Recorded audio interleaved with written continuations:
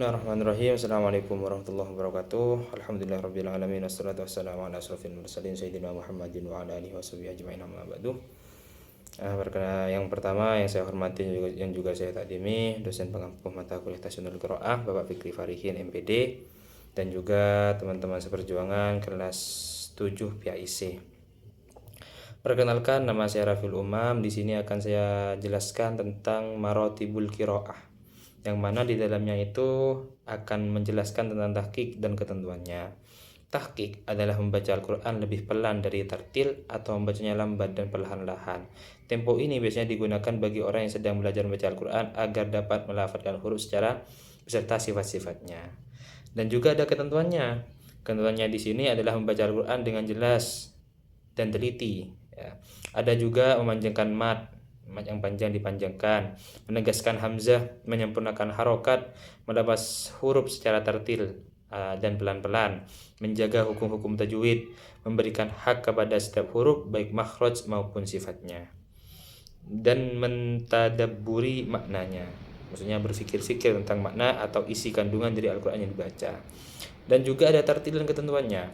Tartil di sini adalah membaca Al-Quran dengan pelan dan tenang. Setiap huruf diucapkan satu persatu dengan jelas dan tepat menurut makhraj dan sifat-sifatnya yang sesuai dengan hukum ilmu tajwid. Untuk dapat membaca Al-Quran dengan tartil, seorang perlu mengetahui huruf-huruf Al-Quran dan kaidah-kaidah membacanya yang baik, yaitu dengan tajwid. Ketentuannya di sini membaca dengan perlahan-lahan, membaca dengan fasih, merasakan arti dan maksud dari ayat-ayat yang dibaca, memperjelas huruf dan harokatnya, menyerupai permukaan gigi yang rata dan tertata rapi. Seperti itu. Ada juga hadar. Hadar dan ketentuannya. Hadar adalah membaca Al-Quran dengan cepat yang sesuai dengan kaidah-kaidah hukum ilmu tajwid. Membacanya tetap tidak keluar dari hukum ilmu tajwid. Hadar biasanya dipakai oleh mereka yang sudah menghafal Al-Quran agar dapat mengulang hafalannya dalam tempo singkat. Ketentuan hadirnya apa? Memperpendek bacaan mad, mengurangi gunnah, tetap merujuk pada ilmu tajwid, kaidah dan hukum-hukumnya. Itu yang hadir ya, yang hadir.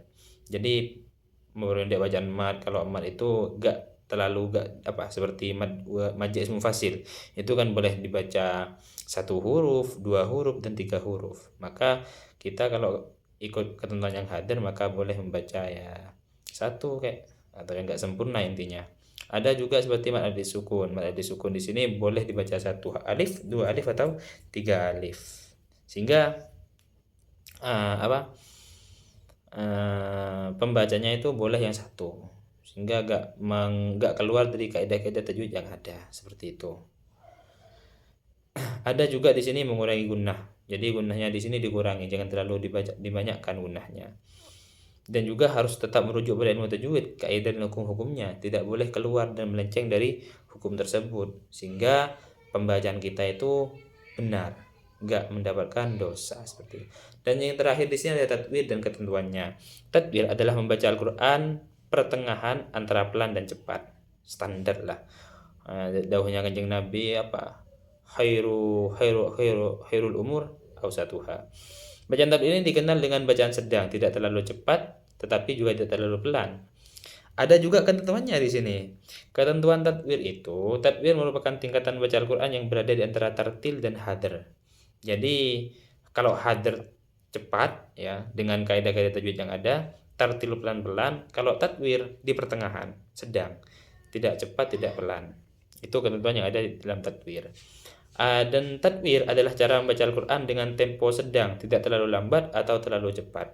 Seperti barusan bahwasanya tadbir itu ada di antara tartil dan juga ada di antara hadr. Kalau hadr cepat, kalau tartil itu pelan-pelan, tadbirnya itu sedang.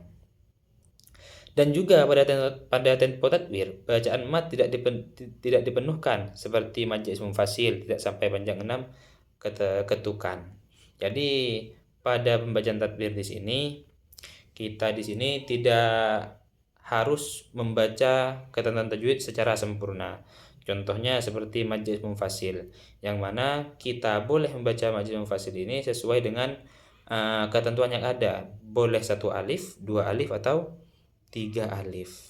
Ya, itu. Jadi sehingga kalau tadbir kita membacanya satu gak apa-apa karena memang ketentuannya seperti itu. sehingga di sini tidak keluar dari atau tidak melenceng dari kaidah-kaidah nahwu yang ada. Mungkin sekian dari kami, sekian dari saya. Ihdinas siratal mustaqim. Wassalamualaikum warahmatullahi wabarakatuh.